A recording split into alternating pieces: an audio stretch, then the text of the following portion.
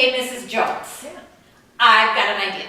You know how you've been begging me for my chocolate chip caramel pecan kitchen sink cookies? Yes, I love those. Yes, do you have them here? Did you make them? Can I have some? Can I have like 27 of them? I'm so excited. Well, I've had a lot on my plate lately. I know, and I want a lot of cookies on my plate. So, no, that's not what I'm saying. What I'm saying is I have a lot to do. I'm learning how to edit videos, and I'm running youth group twice a week, and work is really busy, and I'm trying to take care of my grandparents, and I'm trying to learn how to cook Wait, for are you myself. telling me you don't have any cookies? No, those cookies take like 3 hours. I don't have that kind of time. Then what are we talking about then? I have an idea. Oh no. So, this morning, I gathered the ingredients, Okay. and I thought that if you ate the ingredients one at a time, in the end it would taste like a cookie. I don't think that's how that works. But with my busy COVID schedule, this is all I could come up with. So I think we should try it. But I really wanted a cookie. A cookie. I don't have cookies. I have ingredients. All right, okay, I'm desperate for a cookie, so I guess I'll try it your way. What's first? First is the butter. Now the recipe takes 2 whole sticks of butter.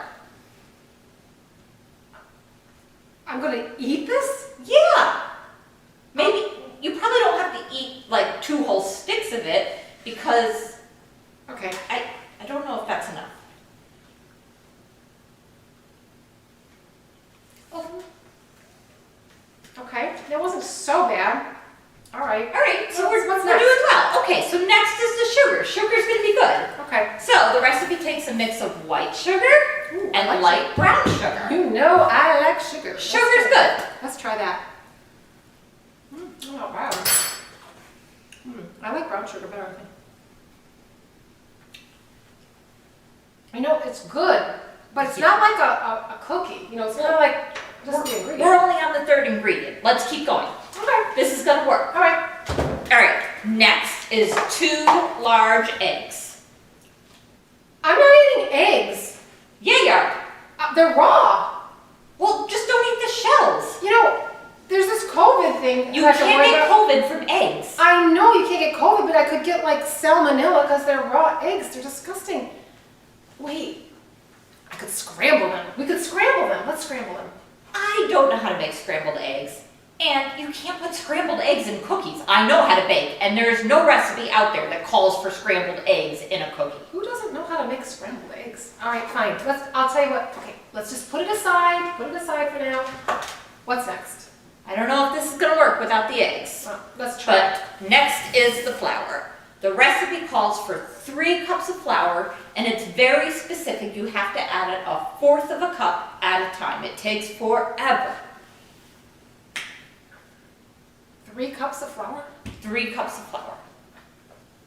Can I just have a little bit of it? Well, you're only aiming for 1 cookie, so I don't think you have to eat 3 cups. All right, let's try this much at least. Oh. Oh. You know, I've never eaten flour myself. What does it taste like? Kind of like dust. Dust? It tastes like dust. I don't think this experiment's working. It gets caught in my teeth.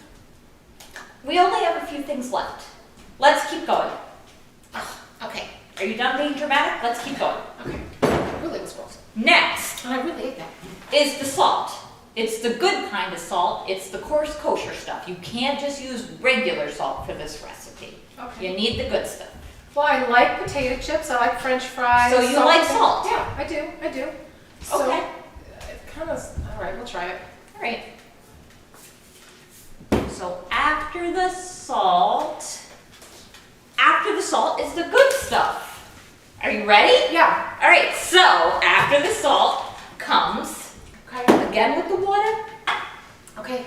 after the salt comes the chocolate chips Okay. and the caramels and the pecans. You know, these things are all really good by themselves. Yes. But it's not the same thing as when you mix it together and make a whole cookie. You know, you should take all the ingredients and mix them together. I don't think your experiment is working. It's kind of a disaster. Are you sure? I'm sure. You know, lots of things work together better when they're put put together, when all the pieces are put together, like a computer, like, I don't know, a car, like a recipe. Guess you're right. Sometimes things just have to work together.